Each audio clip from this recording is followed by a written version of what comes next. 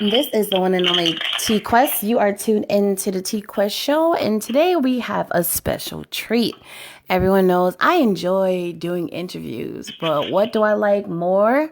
I actually enjoy being interviewed. So now we're gonna do the fan remix where I'm gonna have somebody else interview me on my own show. You never know what they're gonna ask me. It could be something serious, something silly, something sensual. We never really know. But for the fact that I am an open book, I always tell them to bring it on. And today's special guest that's gonna be interviewing me is one of our favorites, DJ Flavors. I love saying your name. You're trying to say my name so I can drop. I know. It's just certain DJs be like, "How come you didn't do my drop like the other one?" I'm like, "Well, certain names don't roll off the tongue properly." And even though that sounds very sensual, it's the truth. You know. But enough about all of that. I don't want to turn this into nothing. But before we start, how are you doing? Doing pretty good. How are you holding up? I am fantastic. You already know. So I'm just ready to be in the hot seat. Okay, so let's get to it. Thank you very much, first and foremost, for allowing me the honor of being able to interview you for your show. So, let's get into it right away. So, when did you first realize that you wanted to be in the entertainment industry? Like, what was the moment that you said, you know what, this is something I think I really want to do with my life? I always knew as a child that music was my world or my future. You know, Even though I was super quiet and the shy one, they always will catch me singing and catch me dancing and stuff, you know. So I knew at a very early age that I was going to be a superstar, a pop star when I grew up. But the part, if you're trying to say that really, like, you know what, I made the right decision, I would probably say my first real showcase. And nobody knew me. I literally had a flyer. One of my friends came to my house, and I'm like, "What you got in here?" "I was just a flyer about the show that's happening down the street at the club." I'm like, "For real?" And I'm like, "I wonder if I can get in it." I was like, I said, "You know what? Let's call the promoter on the flyer, and let's just see what they say." And then they was like, some of T-Quest, they was like, "Who?" And like, "She's a new artist, blah, blah, blah." They was like, okay, just have her come down anyway. And they're like, "All right." So we went down there and they were looking for the sign-up sheet. You know, back then, even though some people do it now, your friends would be like, "Yeah, act like you're my manager." You know. Exactly. Front for that promoter, make it sound good. Exactly. And that's what we did. And she was like, "Hi, I'm representing T Quest." We spoke on the phone by her being part of the competition or the showcase. He was like, "Which one is T Quest?" "Her right there." I'm like, "Nice to meet you." He was like, "Well, the list is pretty full, but we'll put her towards the bottom," right?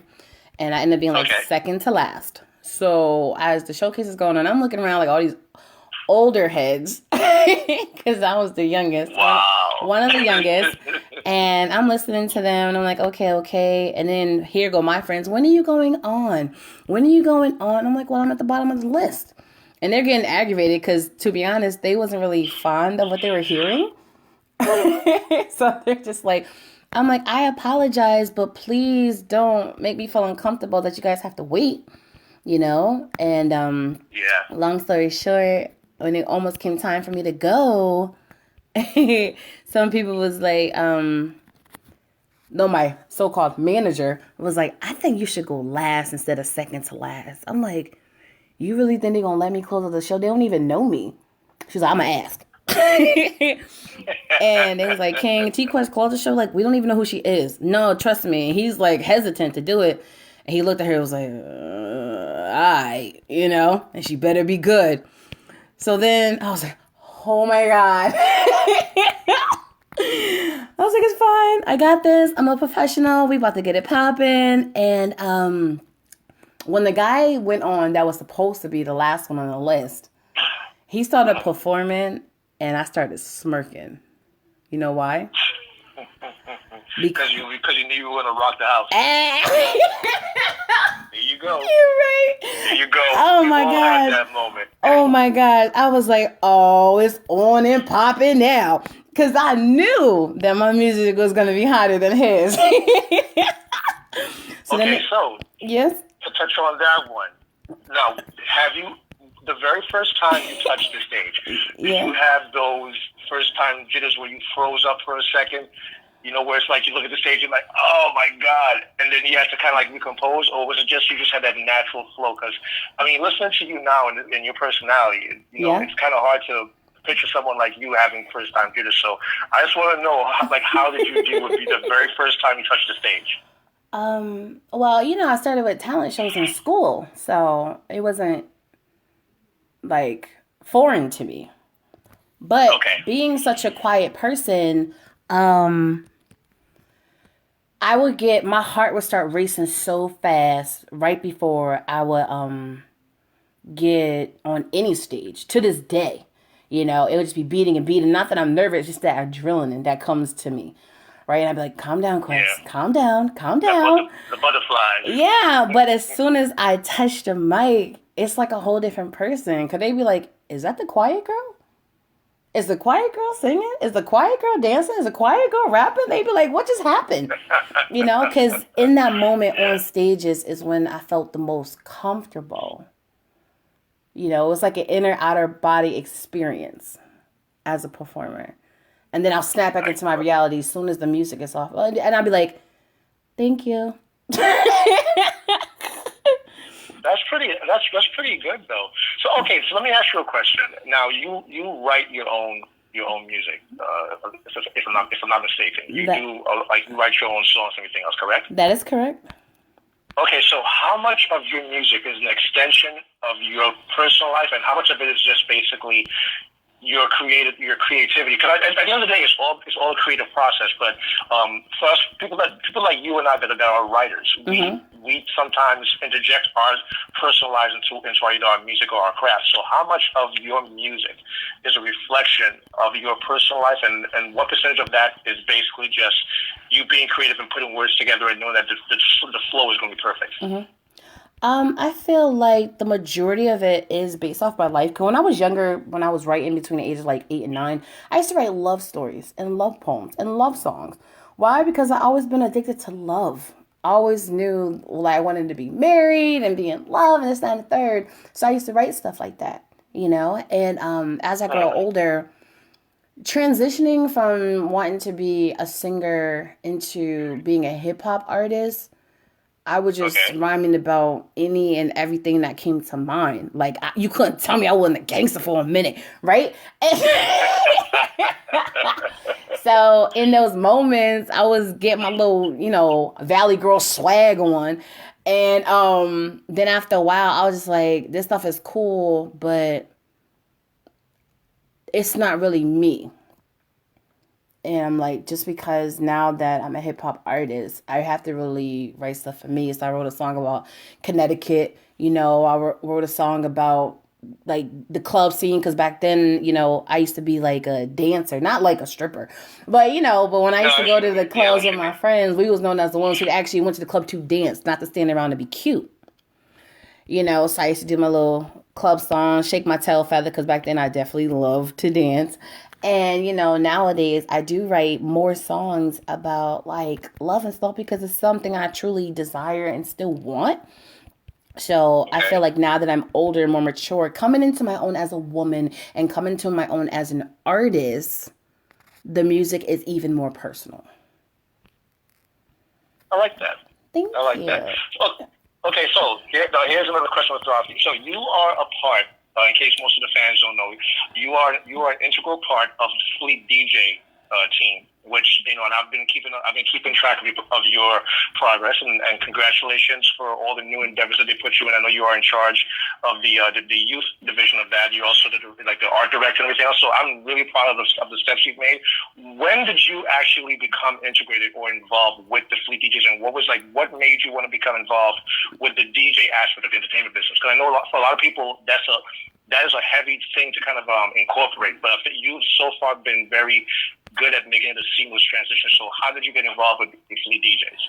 Okay, so how I got involved with it is certain DJs I was already like following and interacting with, because as a music artist and as a party host and as a radio personality, I'm kind of connected to the DJs through every avenue, right? So I already built the relationships with them, and there was this one DJ. Shout out to DJ Platinum, because he's the manager of the Connecticut Fleet. I know him through like the radio world and stuff as well. And one day I saw a flyer of him posted at some like DJ con or something. I'm like, okay. And I seen Fleet everywhere. I'm like, I don't know what that is, but okay. Then I saw him post a flyer where it says something about Fleet artists. So I'm like, So I contact him, and I was like, "What up, Platinum? I got a quick question. What is this flyer that's going around that you posted? It says something about a Fleet artist. You're part of a DJ thing or group, and they have artists a part of it too?" He was like, "Well, certain states in our coalition do have artists, even though it's a DJ coalition." I was like, "Oh, okay." I was like, "Well, if you're a part of the Connecticut one, if you guys ever decide to add artists, I feel like you should consider me." And he was like, "Well, to be honest, we were already thinking about that. You was already the first person I was going to contact." I was like, "Look at that, boss move." Oh! I was like, okay. I was like, okay, you smart, right? So then I was talking to these other DJs that contact me on just a network base, right? And I was talking to this DJ, and he was talking about what he does or whatever, and I was like, that's what's up. And then he mentioned Fleet. I said, "You're Fleet?" He was like, "What you know about Fleet?" I said, "I know something, right?" And I was like, "Well, I'm gonna be a part of Fleet." He was like, "What are you talking about?" I said, "Look, I understand y'all a DJ coalition, but I'm gonna find my way on the team." He was like, "Good luck with that." I was like, "Is that a challenge?" I was like, "That's fine. Oh, shoot. That's fine." Next day, they had an event. I went to the event. I met the DJs. I'm like, "Hi, nice to meet you." Like, "Yeah, DJ Platinum was telling me all about you." I'm like, "Really? Good things, I hope." He said, "Of course." I said, "That's a smart man." And they said, "So we heard that you want to join Fleet." I said, "Absolutely." And they're like, "What you do?" I was like, "I'm a music artist. I'm a radio personality. I'm a host and a third." They was like, "Well, it sounds like you'd be a great addition to the team." I'm like, "Of course." Right? And then when it came time, he was like, "All right, Quest, is that about that time?" I said, "For what?" He said, "I need you to fill out an application, and then I'm going to get picked. We're going to do an interview and everything." I said, "Okay." I filled out the application. We did an interview. Next thing you know, I became a part of it end of November, early December of 2016. And I've been a part of it ever since, as a music artist, as a Fleet host, as a Fleet blogger and writer and publication. And now I am the director of the artist development, a part of the teens division, and I'm like the backbone of the all-female Two Fly division, and then I'm the manager of the R&B division. Like, I'm Fleet and I'm lit. But for the second part of your question, even though I'm a little long-winded, when it comes to the DJ aspect, when I came into this music industry, I wanted to touch on every part of the entertainment industry because I loved it as a whole. And then I told myself, if I touch on every part of it, then that means I can understand everyone that I have to work with and deal with when it comes to the music industry. So I have a better understanding with the colleagues. You know what I mean? So if I'm working with a DJ, I know their good points, their bad points, their frustration moments, so I know how to maneuver with them. It's just like building mini relationships, right? If I'm working with a model and they're acting a certain way, I can understand it because I tap into the model world. I tap into the hosting world. I tap into the producing world. So I can understand whoever I have to deal with and eventually not just understand them, but I love it all. But even though sometimes people see me with pictures behind the turntables or, I be practicing here and there, I've never called myself a DJ. Why? Because I respect it too much. And I would never give myself the title until I fully have earned it. You know, and I respect that about you. I definitely respect that. 'Cause I saw that picture and I was just like, she never told me she was behind the table. You know what I mean? I was like, all right, but you never gave me something. So I really applaud you for that, because a lot of people will take the DJ moniker and kind of just lightheartedly use it, and so I applaud you for doing that. Okay, so I have a hot seat question for you. Okay? Oh, what question? Random question. Okay. Now, what artists, past or present, that no matter how much money they offer you, you would not work with? Like, let's say Sony or Arista or Columbia says, hey, listen, question, we have an artist that definitely has heard your stuff. We want you to do, to do a feature with you. We want you to do a collaboration. But this artist is like, what? That you would be like, listen, no amount of money is worth me being in the studio with this bitch. Oh, I want to know. My God. Well, to be honest, I don't really have any artists I'm like, oh my God, ew. So I wouldn't know who to think of. But what I did say to myself is, if I was to do a track with a mainstream artist, and I don't care who you are, what level you're on, if I don't like the verse from my song, you're going to have to do it over. And I know a lot of people, depending on the celebrity or mainstream artist, they just be so happy to get a verse on them, they're just going to accept it. Because I hear a lot of songs, I'm like, did they really just said that? Did they really just sing that? Did they really just rap that? And whoever sung it, they accepted it? I'm like, they probably just accepted because of who they are. But me personally, no, I'm not going to be like, I'm just so honored for you to be on my track that I'm going to accept whatever you give me. No, thank you for being on my track.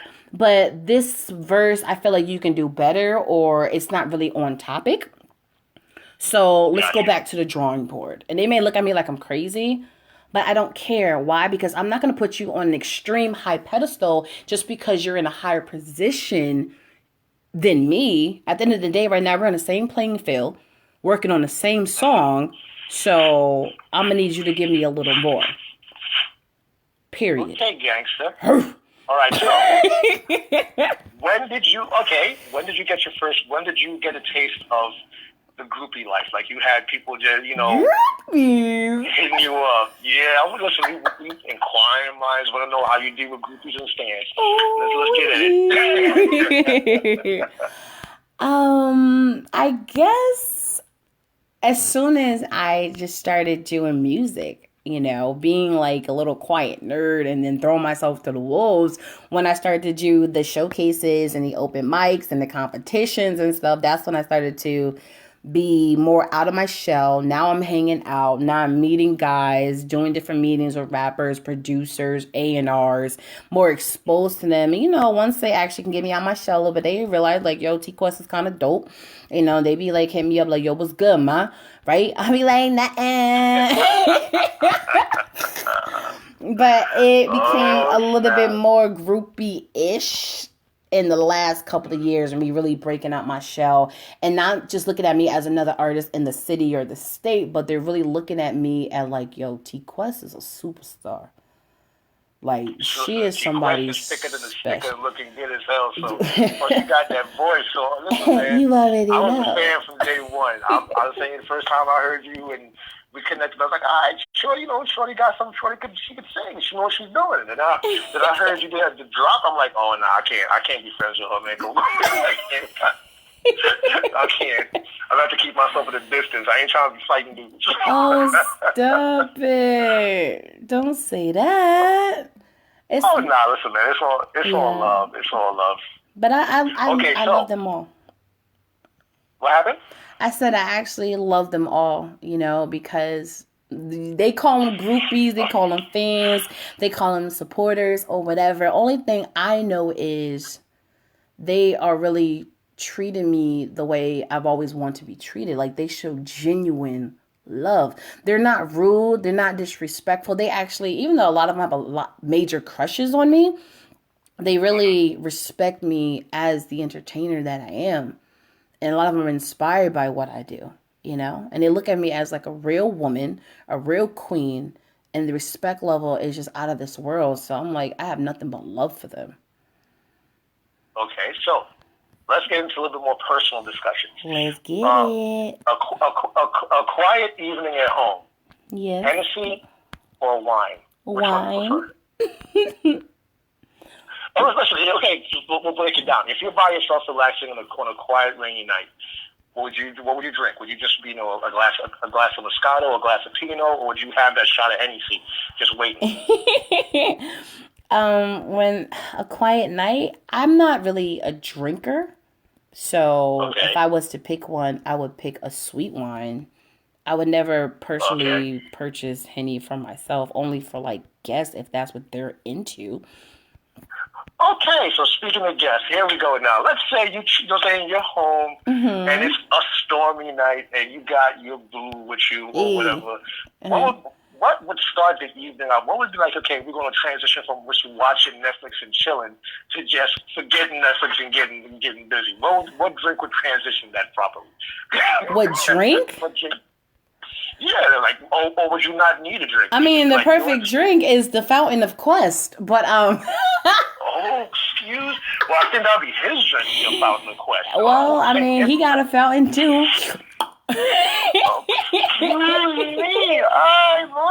I mean, at the end of the day, if I'm with my boo or something, we don't need a certain beverage to get us anywhere. The chemistry is already so organic and intense that I don't need that.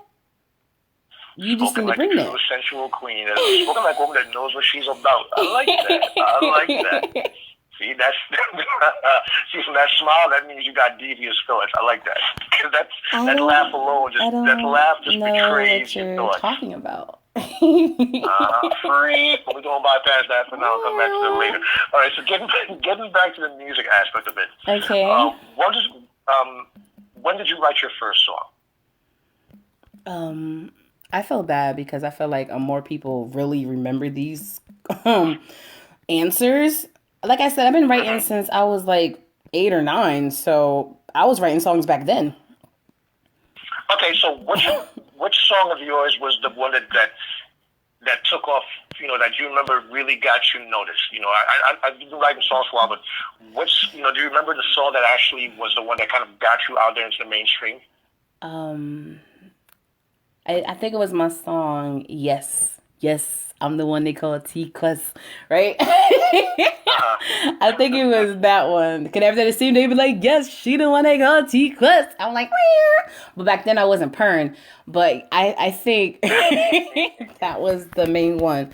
You know what I'm saying? Yeah. It was definitely Yes, for sure. All right. So here's another jackpot question we're gonna try to get into your head about. Okay. Let's say you're in a relationship. Now, I know you are a very faithful individual from our conversations that we've had, but everyone has their celebrity crush. So, what's the one celebrity crush that you would have to look at your man and be like, listen, babe, I love you and all, but if homie come through, I'm going to have to jump on that. What celebrity crush was going to be the one person that's going to get you to step out of that zone and be like, yo, I'm going to have to get that? Okay, so you know how I'm not normal and I don't even think of myself as human? Oh, boy, it's more than one. All right, let me get my yak. No, for the fact that I don't think like an average person. So I don't have a celebrity crush. To me, I look at celebrities as my colleagues that just happen to make more money than me, And okay, so which one of your celebrity colleagues? That sounded so bougie. Honestly, I don't have one. How about this? Because especially nowadays, I really don't have one. I be trying to have one, but it's like an epic fail, and they don't even last. Just like regular guys, like 30 seconds. But back in the day, when I was younger, like 8th grade, 9th grade, I did have a crush like the other girls on like Bow Wow, or it was like Raz B or B2K. And I always picked the members in the group that got the least attention, and they were the ones who had my attention the most. Yeah, the quiet ones usually do. Those are the ones that kind of stand out, like, that don't seek the limelight. Yeah, but be careful. I was like, first of all, his name is Sean Moss. Okay, we're the same. But you gotta realize too, me and Bow Wow is the same age. So yeah, I feel you. Yeah, it was kind of like realistic for him to be Bay back then. You know what I mean? But yeah, like even nowadays, I feel like I used to pick people to like and crush just because other people did. You know, so I was like, okay, so if B2K is the wave, let me pick my favorite member, and I was like Raz B. I went to the concerts, I bought the CDs, I had the posters from Right On and Word Up Magazine, but then I realized I'm only doing it because everyone else is doing it, and I bought all the CDs, but I never even listened to the music. You know, I'm just like, I was following the trend. I'm like, you know what? I've always been an oddball because it wasn't for me to follow the trends. It wasn't for me to follow people. And I always wondered, like, how come people have cliques and crews and friends? Like, how come I'm not a part of it? Why? Because it wasn't for me to be a part of other people's teams. I was always born a leader. I wasn't supposed to follow. I was made to lead. I like that. I like the way. I like that way of thinking. I have to adopt that way of thinking at times because I think you and I have similar mindsets, but I think you have a better way of dealing with things than I do. I think you have a way of looking at the bigger picture, and then on top of that, at the same time, be able to focus. Whereas myself, I know we've had our conversation where you'll say, "Hey, listen, I think you're being a little bit too negative of certain things," because I'm too overtly realistic. Like I look at things for the at the moment effect, rather than thinking how is it going to impact me down the road. So for that, I have to applaud your way of thinking. Okay, so here's the next question: what co-workers, since you don't consider them celebrities, but what artists would you really want? Like, if the opportunity presented itself and they say, "Hey, listen, Quest, would you do a song with me?" Would you just jump at it without even thinking twice? What artists, like past or present, that you really has been in mind? Like, hey, I want to do a song with this person.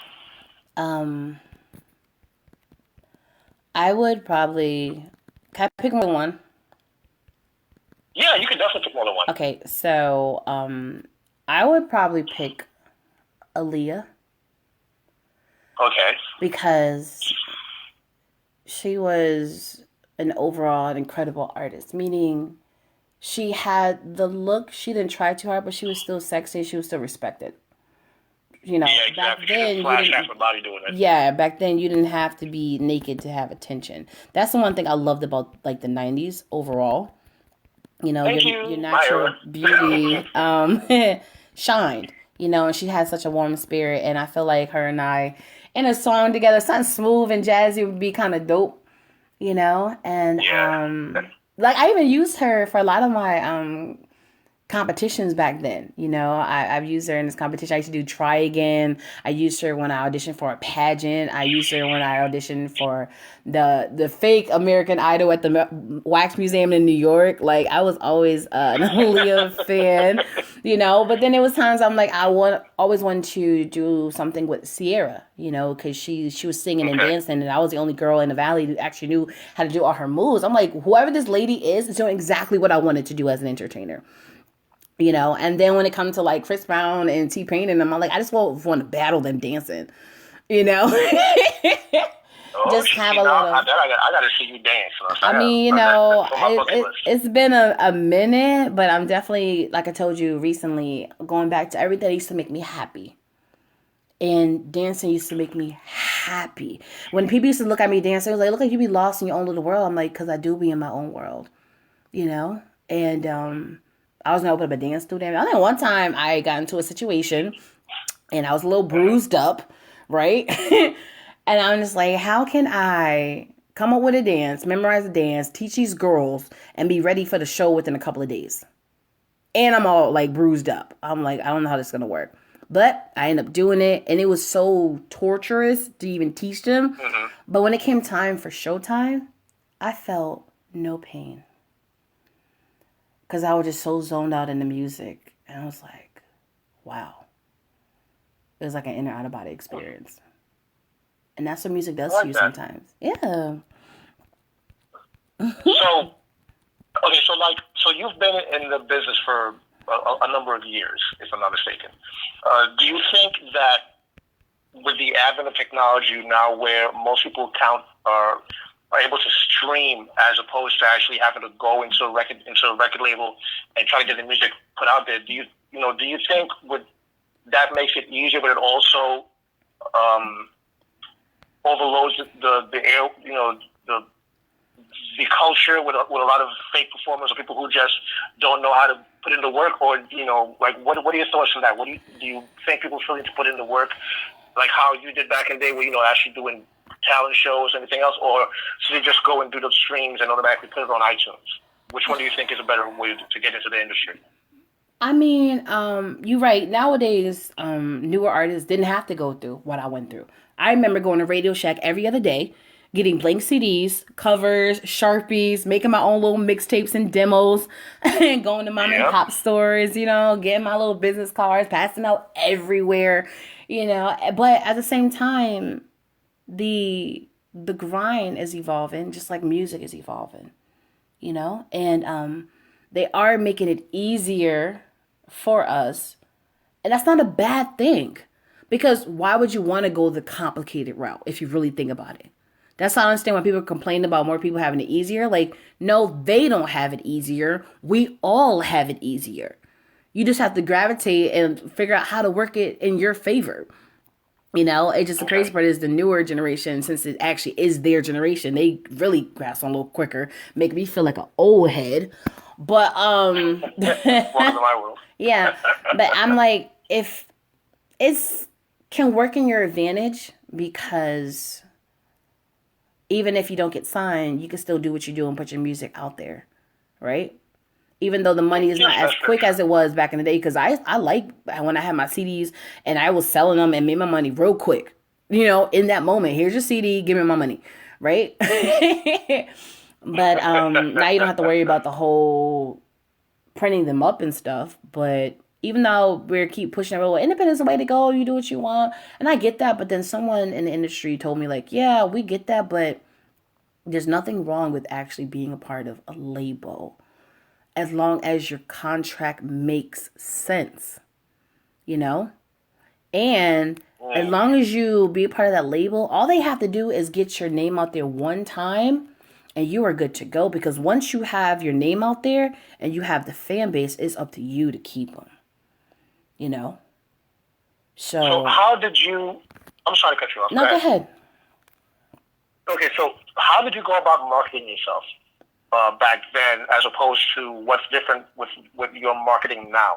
Can you explain the differences between what you did back then, and how long you came out, to if it's easier now as opposed to back then? Okay, so back then, what I used to do, like I said, I used to print up my own demo tapes to give to people, right? Okay.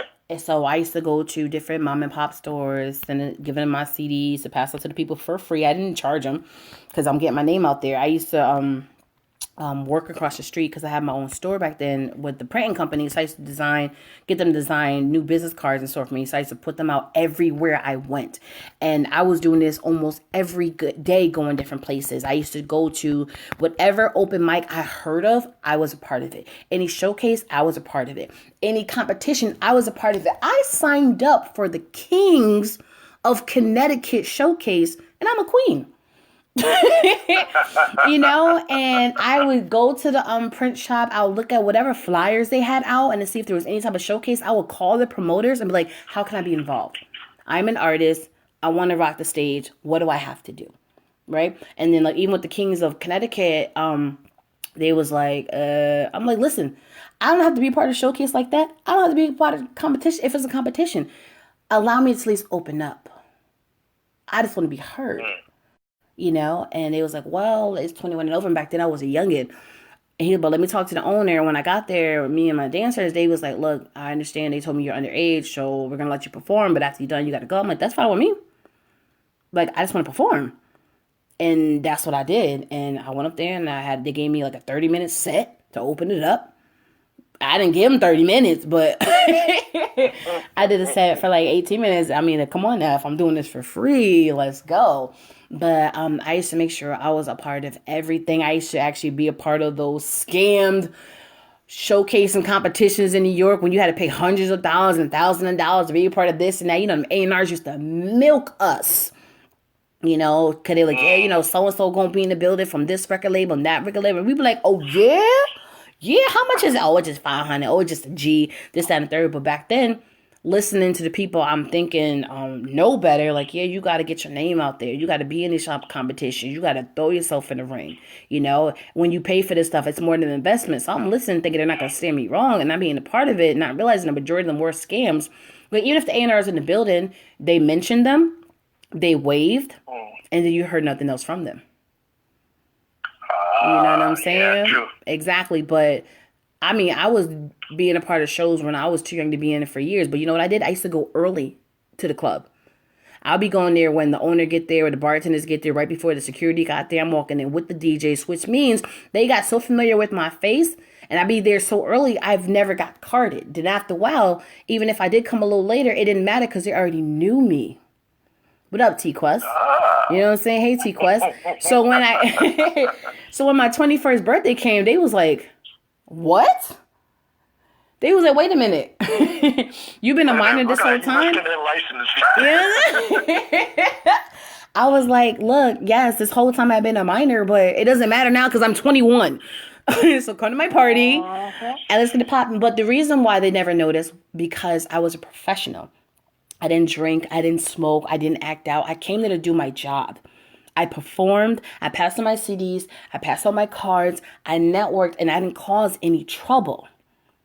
So it didn't matter. You see what I'm saying? And then nowadays, yes, we can't print out the CDs no more. And this world of streaming, which is horrible based off money-wise, how to monetize. It can work in your favor as long as you just grind a little harder to get the people to follow, to give them great content, to make them want to follow, do these challenges. You got to maneuver in it differently, but it can still work in your favor if you do it the right way.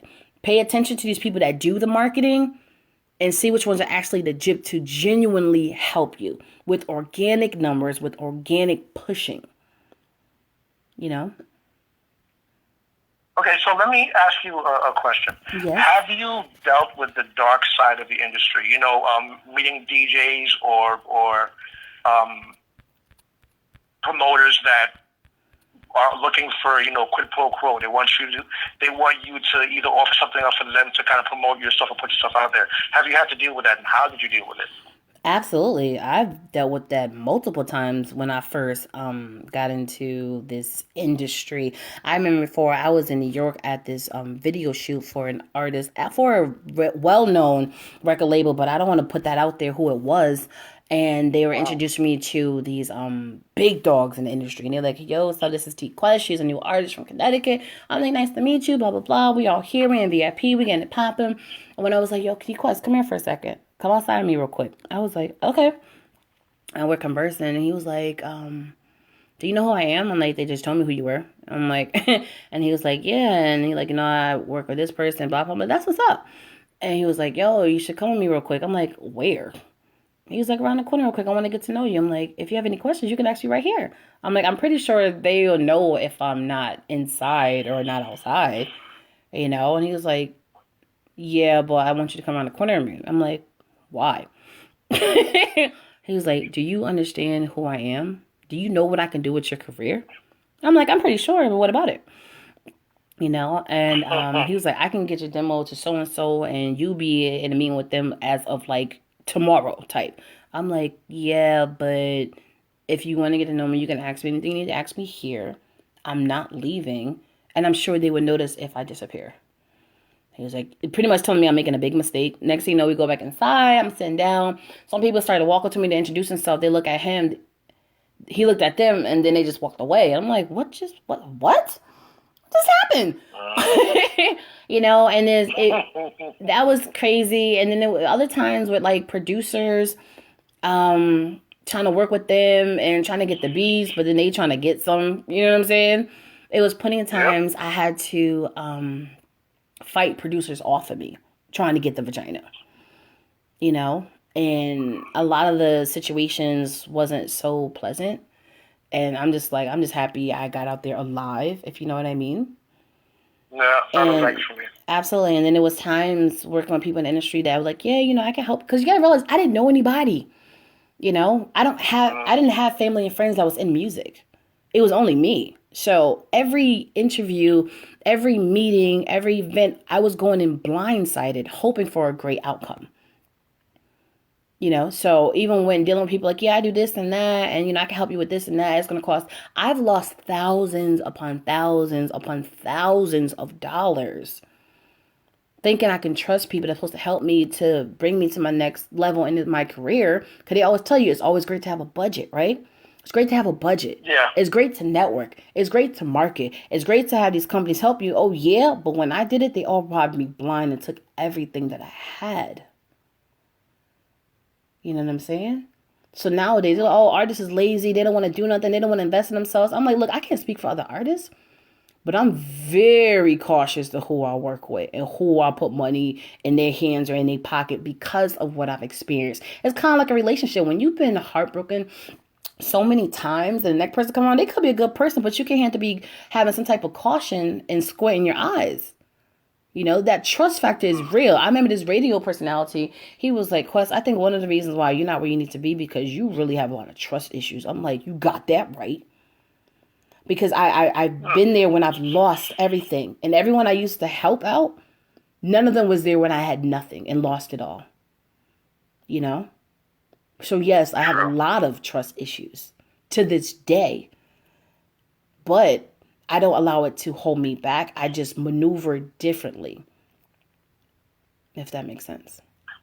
No, it does. Okay, so you end up with dealing with stuff like that. Do you believe that two people in the industry that we're in, be it a performer and a DJ or performer producer, do you believe that they can have a successful relationship, and what will be the key to making that relationship successful? You're talking about if two people in the industry was to date? Yeah, to date or marry, whatever. What do you believe that it can be successful? And if you do believe that, what do you think are some of the key components to making it successful? I really believe it can be successful and it could work, but it's just like any other relationship. You have to be very secure within yourself, and you have to be secure within your relationship. And trust is major. And you have to have thick skin and a backbone to make it work. Because doing business with someone who knows the business is easier. Why? Because you don't have to teach them. They kind of already know. And then you're growing in it together. And you understand what each other is going through. So you should know how to handle everyone's situation. The most scary part about that, especially in our industry, is the other side, the other people part of it, that be like, well, are you shocked that he cheated? You know how it is in the game. There's groupies and stuff everywhere. There's temptation everywhere. You can't be that shocked, That part of the industry, the people, I don't agree with. I'm not in that. That's the one thing I fear that I want to hear if I was to deal with someone in the industry. But I will make sure that we've had the conversation in the dating phase and the friendship phase to let them know I'm not with that whatsoever. You know what I mean? But it can definitely work. And it's all about really getting to know one another on the friendship level in the dating phase to understand where each other is at and where you're trying to go and how you can grow together. Because technically that's the same thing when you're in business. Eventually you end up finding business partners to grow your empire. It's the same thing in your relationship. You find your partner to grow your relationship. But at the same time, you have to be very mindful to who you deal with in order to make it work the proper way. Because just because you're in the industry together, they're still female and they're still guys. Some of them are still jealous. Some of them are still insecure. You got to realize as a female, there's going to be men in my face all the time. As a guy, there's going to be women in his face all the time. In my mind, if we are already in a relationship, that means I already trust you, so I'm not worried. But if you was foolish enough to be affected by temptation, then that's on you that you just lost the best thing that's ever happened to you, which is me. Okay, Queen, I feel you. All right, so you broke that down.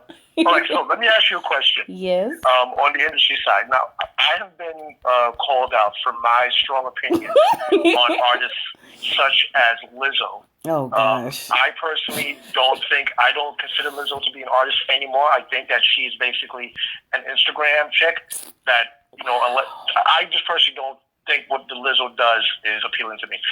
What are your opinions on women that use their platforms, to basically be half naked and then try to promote that as being body positive? Do you agree with it? Do you not agree with it? What are your thoughts on that? I know when it comes to that situation, people keep thinking it's like a skinny versus fat, small versus big thing. And I'm like, no, it's really not. It's just that since Lizzo is more on the plus size, they're going to be looking at you as the ambassador of BBW, pretty much, right? Which means you automatically is going to have that title. So we're expecting you to live up to it for us, right? It's not something that you want, but because you are who you are, you automatically going to get it. And since you are in the industry and you already know what's about to happen, you should be maneuvering through it better. We're hoping that you would. But in her case, she didn't. Everyone enjoyed her music. It was great content. She's super adorable. But they can't forget. They can't forget that at the same time, she's young. She's in her 20s. She is new generation, and new generation is all about seeking attention. They're all about wilding out, twerking, acting a fool, So I'm not shocked that she is doing all that. Why? Because that's the majority of her generation. We just expected more from her, knowing the position or what people are going to look at her as. Not saying that you have to cover up, but have some type of class. Thank you. Same thing I've been saying. But even if she didn't in certain moments, I'm not shocked because I'm just looking at her as a new generation artist, and that's what a lot of them do. Just like when Megan Thee Stallion do, I'm like, Megan, she's a attractive young lady because she is young. People are enjoying your music. You do have a body, but when she's on my social media, I scroll past her because I love dancing. I love popping and dropping and booty shaking too, but I don't want to see that on my timeline all the time. Especially when they're looking at you as someone who's opening more doors for other female artists to come out, like myself. And it's clearly that you are educated because you are in school. You're doing a lot of the right things, but you don't highlight the parts we wish you did more. Once again, you're in a position that you didn't ask for, and we would hope you would have did better, but not surprised that you're not. I like that answer. Thank you. So being that you are a part of the Fleet DJ group, do you see yourself at any point in time learning the DJ side of the business, like learning how to mix and blend, and do you see yourself getting into that, or are you just more of the I just admire what they do and you prefer to work with them rather than learning what they do per se? Like I said earlier, I've always wanted to learn every aspect of the entertainment industry, and DJing is a part of it. If I would have been a little bit more disciplined, I should have already learned it, And it was times that they wanted to teach me, but me being semi-human and allowing life to take over and distract me from what was more important to me, I should have already not mastered the craft, but have it down packed that I can really do parties without any issues, But right now, it's like, I still love it. I love the art of it. I love my DJs. And I'm going to practice more and learn more. It's just not in my top priority list in this moment because I don't want to be praised for wearing so many hats, but at the same time, not even sure if I can balance them all without some of them falling off. It's like I understand that. a regroup and a reset so I can maneuver in this industry smarter, especially since now more eyes and attention is on me to be great. I want to make sure I am great, make sure I am winning and not messy with everything that I'm doing. But I'm definitely going to continue to practice behind the ones and twos. And the crazy part is I actually already have a gig coming up in a couple of months. And I told them, you already know. I told them, yes, I will take the gig. And by the time it comes, I would know, how to rock it. Because like I said, I know a little bit already. It's not like I haven't practiced before or been taught a few times. Every time I'll come to the club when a DJ is rocking and they be like, all right, Quest, get behind them. I'd be like, we're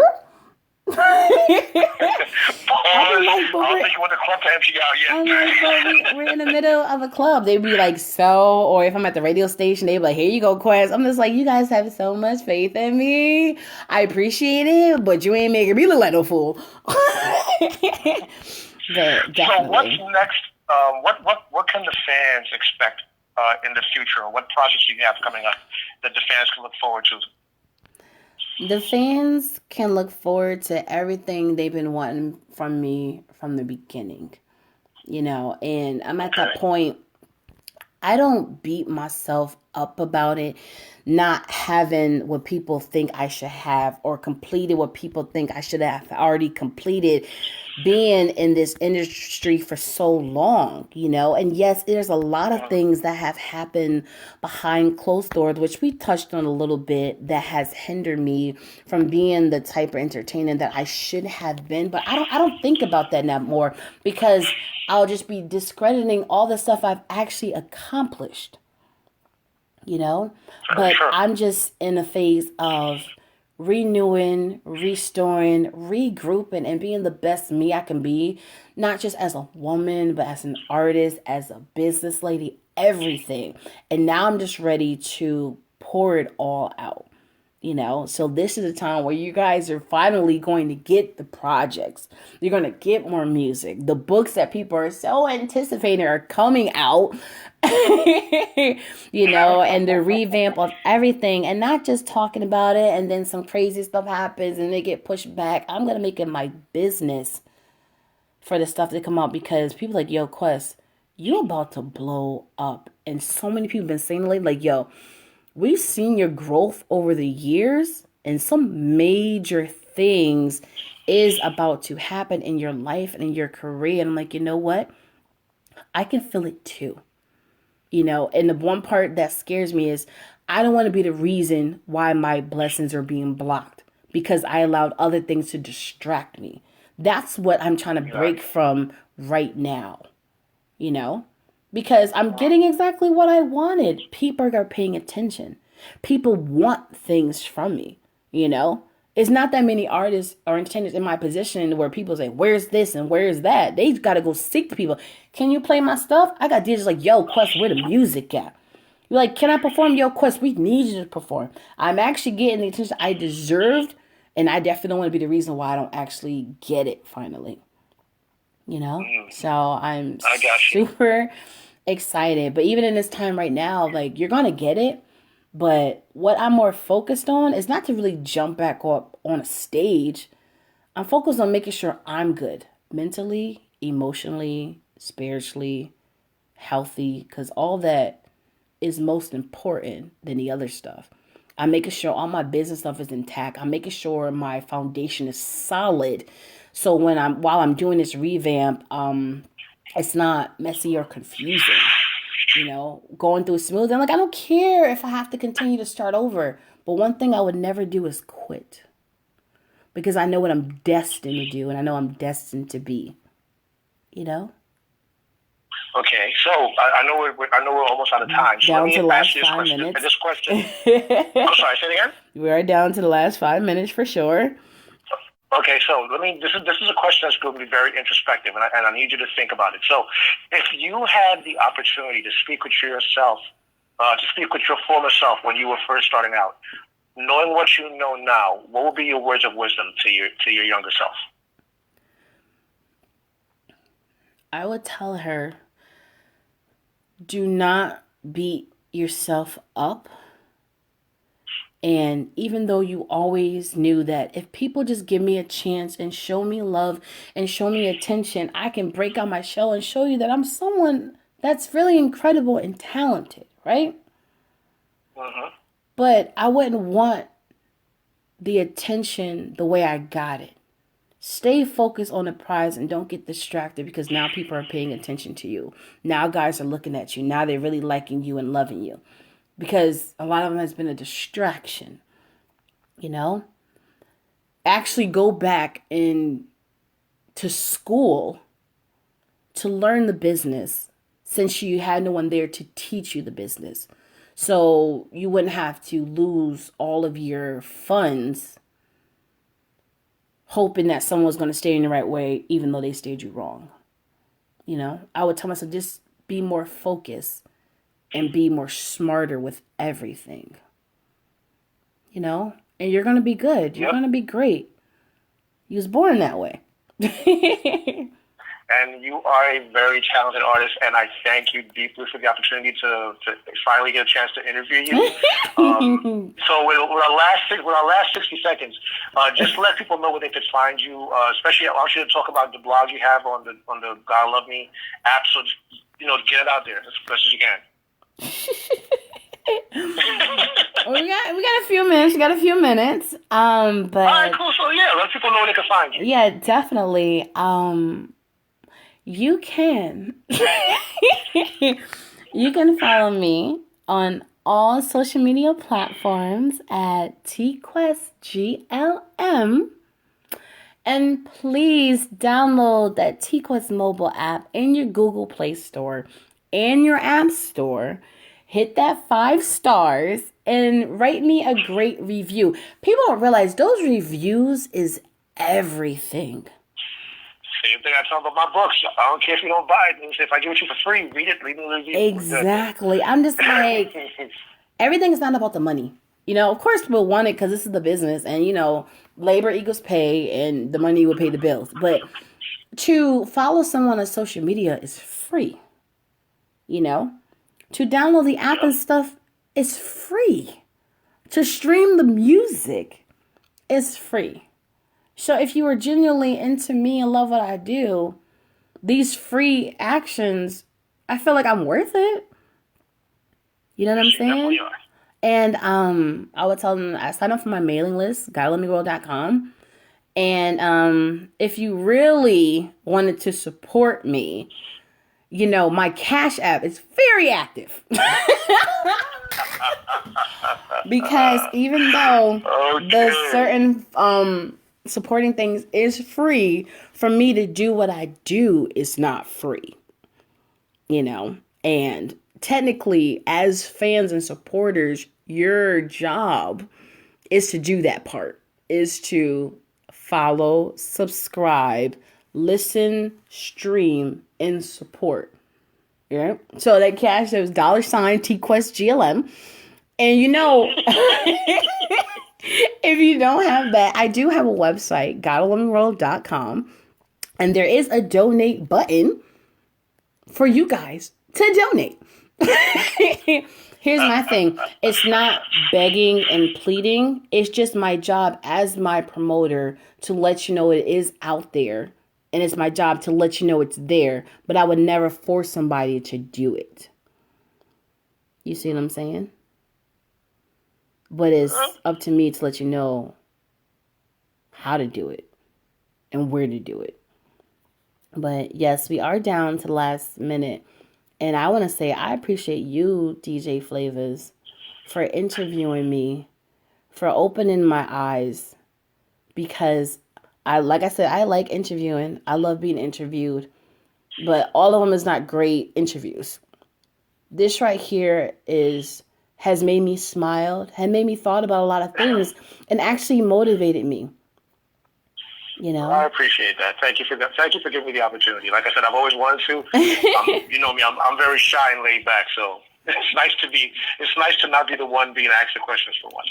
Absolutely. And I definitely appreciate this. And I appreciate all my listeners. This has been the Chi Quest Show remix, where I'm the one being interviewed. I love each and every one of you guys. And until next time, this is your girl Chi Quest. And shout out to DJ Flavors. And yeah, we must do this again because I definitely had fun and I know you guys had fun too. Smiley face, gummy bears, and glitter.